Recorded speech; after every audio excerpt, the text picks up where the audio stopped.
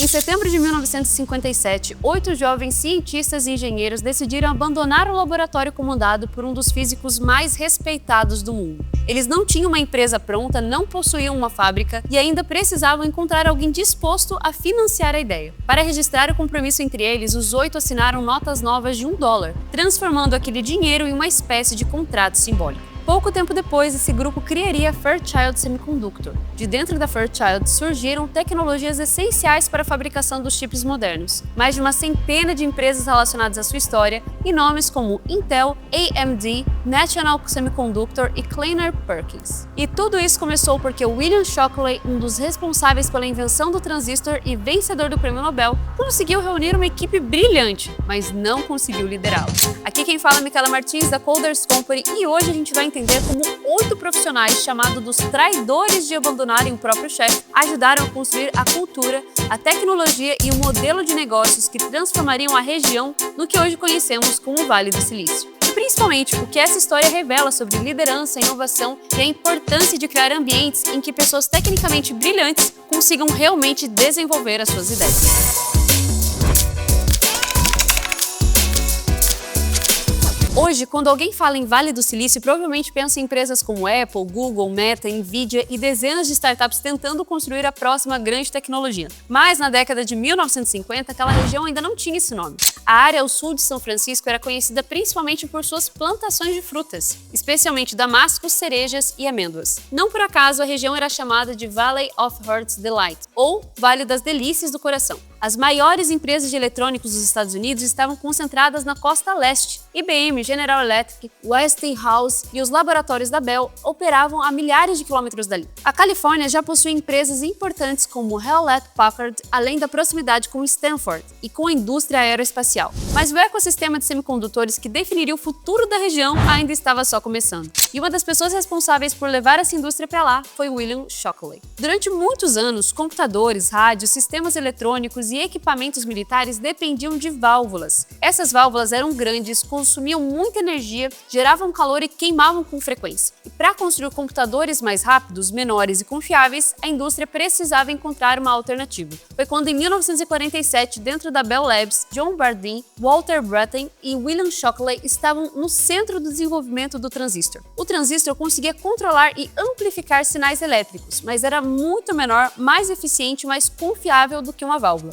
E essa tecnologia é o que tornaria a unidade fundamental da computação moderna. Praticamente todo processador, memória ou chip utilizado hoje é construído a partir de uma quantidade enorme de transistores. Você sabia disso? Então, em 1956, Shockley, Bardeen e Brattain receberam o Prêmio Nobel da Física pelas pesquisas com semicondutores e pela descoberta do efeito transistor. Só que, antes mesmo de receber o Nobel, Shockley já havia decidido deixar a Bell Labs e criar seu próprio laboratório. Ele voltou para a região da Califórnia, onde havia crescido, e fundou a Shockley Semiconductor Laboratory, uma divisão da Beckman Instruments, em Mountain View. O objetivo era trabalhar com silício e desenvolver transistores que pudessem ser produzidos comercialmente. Naquele momento, o germânio ainda era muito utilizado na fabricação de transistores, mas o germânio apresentava problemas quando expostos a temperaturas mais elevadas, enquanto o silício parecia uma alternativa mais estável para equipamentos militares, aeronaves e mísseis. O problema é que trabalhar com silício era tecnicamente mais difícil. Shockley precisava de uma equipe muito boa para isso, e ele conseguiu montar uma equipe quase que absurda de tão qualificada.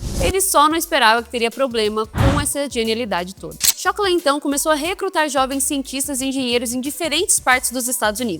Ele dizia que queria construir a equipe mais criativa do mundo para desenvolver e produzir transistores. Entre as pessoas recrutadas estavam Julius Blank, Victor Greenwich, Jan Horney, Eugene Kleiner, Jay Last, Gordon Moore, Sheldon Roberts e Robert Noyce. Os 8 tinham conhecimentos complementares. Havia especialista em física, química, metalurgia, engenharia elétrica, engenharia mecânica e fabricação. Gordon Moore tinha doutorado em química e física pela Caltech. Jan Horney possuía doutorado em física e uma formação extremamente avançada no estudo de semicondutores. Robert Noyce havia concluído seu doutorado no MIT e já demonstrava uma combinação rara de conhecimento técnico, capacidade de comunicação e liderança. Na teoria, Shockley tinha tudo para construir uma das empresas mais importantes da indústria. Ele tinha reconhecimento científico, financiamento, uma tecnologia promissora e algumas das melhores pessoas que conseguiu encontrar. Mas foi justamente nesse ponto que o negócio começou a desandar, porque existe uma diferença enorme entre ser a pessoa mais inteligente da sala e saber liderar as outras pessoas que também estão nela. Shockley era conhecido como um cientista brilhante. Como gestor, porém, seu estilo era descrito como difícil, autoritário e confrontador. Os profissionais que ele havia contratado queriam desenvolver transistores de silício que pudessem chegar ao mercado mais rapidamente. Shockley, por outro lado,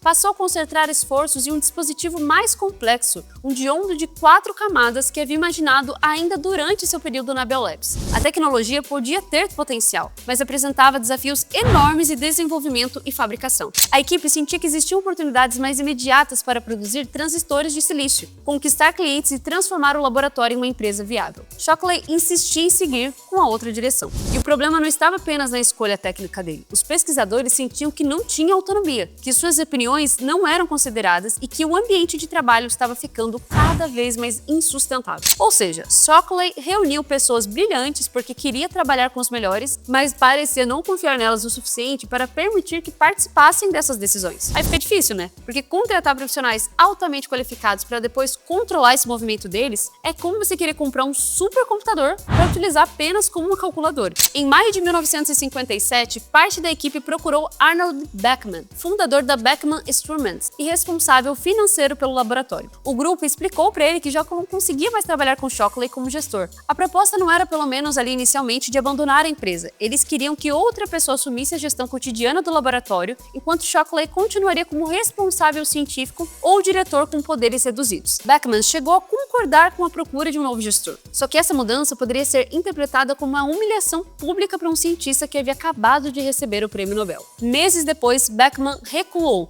e Shockley continuaria no comando e manteria seus poderes. A resposta na prática foi: ele é o chefe, ou vocês aceitam ou saiam. Foi exatamente isso que eles decidiram fazer. Em junho de 1957, então, 7 profissionais do laboratório se reuniram secretamente no Cliff Hotel, em São Francisco, para discutir a criação de uma nova empresa. Robert Noyce ainda não havia aderido completamente ao movimento. Ele possuía uma família jovem e recebia um salário estável e inicialmente acreditava que tinha um compromisso com Shockley. Sua primeira reação foi tentar convencer até os seus colegas que eles permanecessem, mas quando ele percebeu que a saída era praticamente inevitável, ele decidiu se juntar ao grupo. Agora, eles eram finalmente 8. E o objetivo não era simplesmente encontrar 8 novos empregos, eles queriam continuar trabalhando juntos. A equipe acreditava realmente que conseguia construir transistores de silício inovadores e comercialmente relevantes, desde que tivessem a liberdade para escolher a tecnologia e organizar o trabalho de outra maneira. Mas havia um problema. Criar uma empresa de semicondutores não era como você abrir um escritório e comprar alguns computadores. Eles precisavam construir instalações, comprar equipamentos, desenvolver processos de fabricação e operar em uma indústria que exigia muito capital. Então Eugene Kleiner entrou em contato com Arthur Rock, que trabalhava na empresa de investimentos Hayden Stone, em Nova York. Arthur Rock percebeu que existia uma oportunidade realmente naquele grupo. Ao invés de simplesmente ajudá-los a procurar empregos, ele sugeriu que os 8 criassem a própria companhia. Só que convencer alguém a financiar 8 jovens que estavam abandonando um vencedor de prêmio Nobel não era nada fácil. Rock e seus colegas prepararam uma lista com aproximadamente 45 empresas que poderiam ter interesse no projeto. Uma depois da outra, elas todas recusaram. Na época, o modelo de profissionais saírem de uma grande organização para abrir uma empresa e receber participação no negócio ainda não fazia parte da cultura tradicional americana.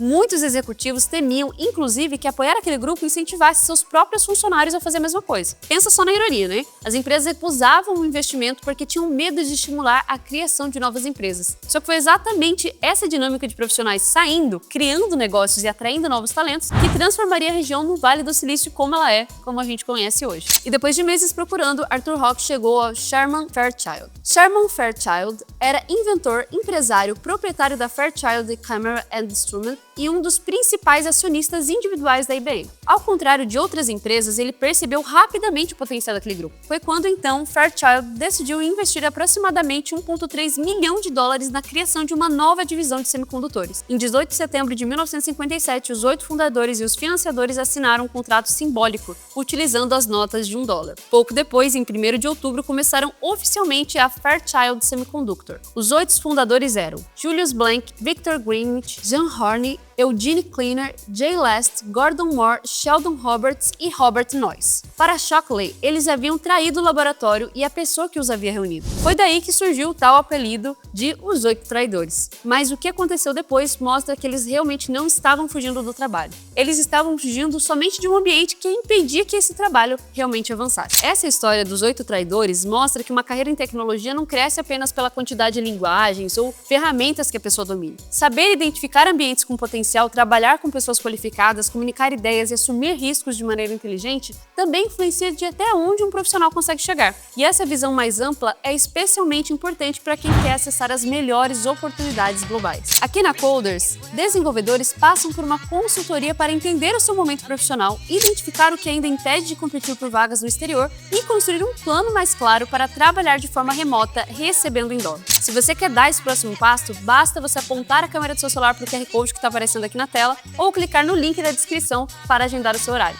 E é importante avisar que a consultoria é voltada para profissionais que já possuem pelo menos 2 anos de experiência no mercado de tecnologia, ok? Agora vamos voltar à nossa história, porque depois de deixar Shockley, aqueles 8 ainda precisavam provar que eram realmente capazes de construir a empresa que imaginavam. O momento era favorável. Um mês depois da criação da Fairchild, a União Soviética lançou o Sputnik, o primeiro satélite artificial colocado em órbita. O lançamento acelerou a corrida espacial e aumentou a demanda americana por componentes eletrônicos menores, mais leves e confiáveis para mísseis, satélites e sistemas aeroespaciais. A Fairchild começou produzindo transistores do silício, mas os primeiros produtos enfrentaram problemas sérios de confiabilidade. Partículas metálicas dentro dos componentes eles podiam provocar curtos e fazer com que os transitores parassem de funcionar. Para uma empresa que vendia componentes destinados a sistemas militares, isso poderia representar literalmente o fim do negócio. Foi então nesse contexto que Jan Horney desenvolveu uma nova abordagem, o processo planar. Ao invés de remover completamente a camada do dióxido de silício formada sobre o wafer, Horney percebeu que ela poderia ser mantida para proteger as regiões mais sensíveis do transistor contra contaminações. Essa mudança aumentava a confiabilidade e também facilitava a fabricação dos dispositivos. Pouco depois, Robert Noyce percebeu que aquela superfície protegida poderia receber pequenas linhas metálicas capazes de conectar transistores e outros componentes diretamente no mesmo pedaço de silício. Era uma solução muito mais prática para produzir um circuito integrado em grande escala. Jan Horney desenvolveu o processo planar, Robert Noyce aplicou essa técnica ao conceito do circuito integrado e a equipe liderada por Jay Last construiu o primeiro circuito integrado planar experimental em 1960. Esse processo, então, se tornaria uma das bases da fabricação moderna dos semicondutores. Os chips atuais são infinitamente mais avançados, mas a lógica de construir componentes sobre uma superfície de silício protegida e interligá-las em camadas tem uma relação direta com o trabalho realizado dentro da Fairchild. Os 8 profissionais que Shockley chamou de traidores não apenas criaram uma concorrente, elas ajudaram a tornar o circuito integrado fabricável em grande escala comercial. Em março de 1961, a Fairchild apresentou seu primeiro circuito integrado comercial. Ele possuía apenas alguns transitores e resistores. E pode parecer pouco quando a gente compara com os processadores que a gente tem hoje, né? Carregam bilhões de transitores. Mas colocar diferentes componentes em uma única estrutura de silício era uma mudança gigantesca para aquela época. Antes disso, circuitos precisavam ser construídos conectando componentes separados individualmente. Quanto mais complexo o sistema, maior o número de peças, fios, soldas, espaço físico e pontos possíveis de falha. O circuito integrado permitia reunir diferentes funções dentro de um único chip, reduzindo o tamanho e abrindo caminho para equipamentos mais rápidos, baratos e confiáveis. A NASA e o setor militar se tornaram compradores importantes desses componentes. Em 64, a Fairchild já havia fornecido aproximadamente 100 mil circuitos integrados para o programa Apollo. A empresa cresceu rapidamente e transformou os semicondutores em uma das principais indústrias daquela região da Califórnia. Só que a contribuição da Fairchild não terminaria dentro da própria empresa. Na verdade, ela se tornaria ainda maior quando seus funcionários decidissem sair. As empresas tradicionais, a saída dos profissionais importantes, normalmente eram vistas até como uma perda. Mas no ecossistema que estava se formando na Califórnia, essas saídas passaram a criar novas empresas. 4 dos 8 fundadores, sendo Jim Horney, Eugene Kleiner, Jay Last e Sheldon Roberts, deixaram a Fairchild em 1961 e ajudaram a criar a Amelco, posteriormente ligada à Teledyne.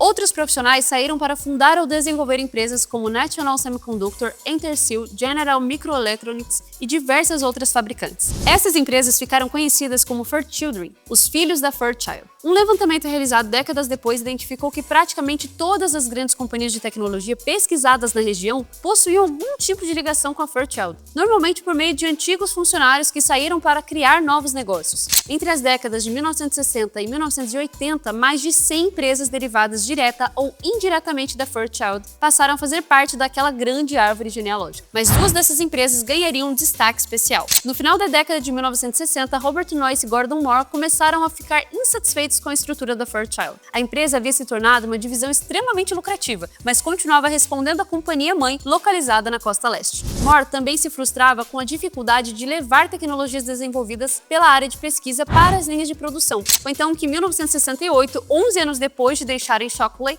Noyce e Moore decidiram sair novamente. Com o financiamento organizado por Arthur Rock, o mesmo investidor que havia participado da criação da Fairchild, eles fundaram a Intel em 18 de julho de 1968. Andy Grove, outro ex-profissional da Fairchild, juntou-se ao projeto logo depois. Inicialmente, a Intel se concentrou no desenvolvimento de memórias produzidas com semicondutores. Poucos anos depois, a empresa participaria do desenvolvimento do Intel 4004, um dos primeiros microprocessadores comerciais disponíveis como componente. A ideia de reunir a unidade de processamento de um computador em um único chip ajudaria a levar a computação para calculadoras, computadores pessoais e futuramente praticamente todo tipo de equipamento eletrônico. Mas a árvore de Fairchild ainda teria outro grande nome. Então veio a AMD. Em 1969, 8 antigos funcionários da Fairchild, liderados por Jerry Sanders, fundaram a Advanced Micro Devices, a AMD. É importante fazer uma diferenciação aqui, tá? Os fundadores da AMD não eram os mesmos 8 profissionais que haviam abandonado Shockley lá em 1957, mas todos faziam parte da geração seguinte de profissionais da Fairchild. Ou seja, os 8 traidores criaram a Fairchild.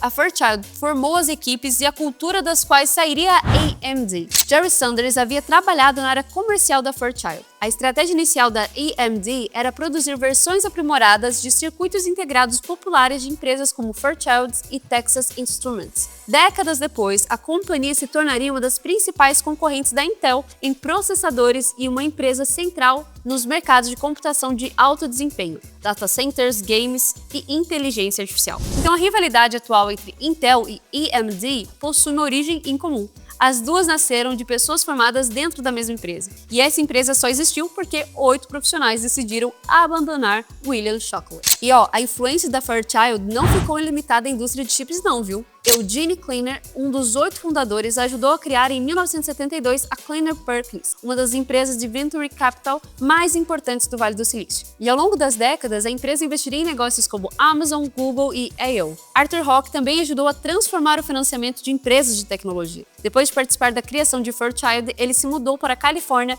e se tornou um dos pioneiros da venture capital voltado para empresas de alta tecnologia. Posteriormente, participou do financiamento da Intel e da Apple, ou seja, da experiência da Fairchild vieram diferentes componentes do ecossistema que hoje associamos ao Vale do Silício. Engenheiros saindo de empresas estabelecidas para criar novos negócios, funcionários recebendo participação nas companhias, investidores financiando equipes antes mesmo de existir um produto completamente pronto, universidades, empresas e profissionais circulando conhecimento dentro da mesma região. E uma cultura em que deixar uma empresa para competir com ela já não era necessariamente vista como traição, mas como parte de um processo de inovação. A ironia dessa história é que William Shockley foi, ao mesmo tempo, uma das pessoas mais importantes para o nascimento do Vale do Silício e um dos empresários menos bem-sucedidos daquela geração. Seu laboratório nunca se tornou a potência industrial que ele imaginava, mas foi Shockley que decidiu instalar uma empresa de semicondutores naquela região. Foi ele quem reuniu Gordon Moore, Robert Noyce, Jim Horney, Eugene Kleiner e outros profissionais. E foi também seu estilo de liderança que deu a essas pessoas um motivo para permanecerem juntas e criarem algo novo. Sem Shockley, talvez a indústria de semicondutores tivesse desenvolvido com mais força em outra região dos Estados Unidos, ou talvez nunca tivesse acontecido. Mas isso não transforma sua gestão em um sucesso. Significa apenas que uma liderança ruim também pode produzir consequências históricas, quando as pessoas que ela limita possuem capacidade para construir alternativas. Essa história deixa pelo menos 4 aprendizados aqui bem importantes. O primeiro é que excelência técnica não garante capacidade de liderança. Shockley era um cientista extraordinário, mas não conseguiu transformar sua inteligência individual em um ambiente na qual outras pessoas brilhantes pudessem trabalhar bem. O segundo é que a autonomia não significa falta de direção. Os 8 não queriam trabalhar sem objetivo ou sem cobrança. O que eles queriam era desenvolver uma tecnologia comercialmente viável, testar as suas hipóteses e participar das decisões técnicas. Terceira lição é que as melhores equipes podem sobreviver a empresas em que foram formadas. Conhecimento, a confiança e a complementariedade construídos entre essas pessoas permitiriam que elas saíssem juntas e criassem algo maior. E o quarto é que os ecossistemas de inovação não são construídos apenas por grandes empresas. Eles são criados pela circulação de profissionais, ideias, capital e conhecimento entre várias organizações. A Fairchild foi tão importante pelo que construiu dentro de seus laboratórios, mas também por tudo que os seus ex-funcionários construíram depois de lá. Enfim, galera, em 1957, William Shockley acreditava que 8 dos seus melhores profissionais o haviam traído. Mas aqueles 8 não abandonaram a indústria de semicondutores. Eles abandonaram uma estrutura que já não permitia que fizesse o trabalho para o qual eles haviam sido contratados. Ao criarem a Fairchild, eles ajudaram a desenvolver o processo planar, tornaram circuitos integrados comercialmente viáveis e formaram a base técnica e empresarial da qual surgiram Intel, AMD e dezenas de outras companhias. Shockley ajudou a levar o silício para a Califórnia, mas foram os profissionais que decidiram deixá-lo que transformaram aquela região no Vale do Silício. Loucura pensar que parte da indústria da tecnologia como a gente conhece hoje começou com 8 pessoas decidindo que já não conseguiam trabalhar mais com o próprio chefe, não é? Mas me diz aí, na sua opinião, os 8 traidores realmente traíram Shockley ou apenas tomaram a decisão necessária para conseguir desenvolver suas ideias? E você acredita que profissionais brilhantes conseguem continuar inovando por muito tempo quando não possuem autonomia dentro da empresa? Deixe suas opiniões aqui no comentário que eu quero saber. E se você quer aprender mais com histórias sobre pessoas, empresas e tecnologia que construíram o mundo da programação, quer saber como crescer na sua carreira de TI em nível internacional, já segue a Coders em todas as redes sociais. Os links estão aqui na descrição. Se inscreva também aqui no nosso canal e ative o sininho para não perder nenhum dos nossos próximos vídeos. Te vejo lá!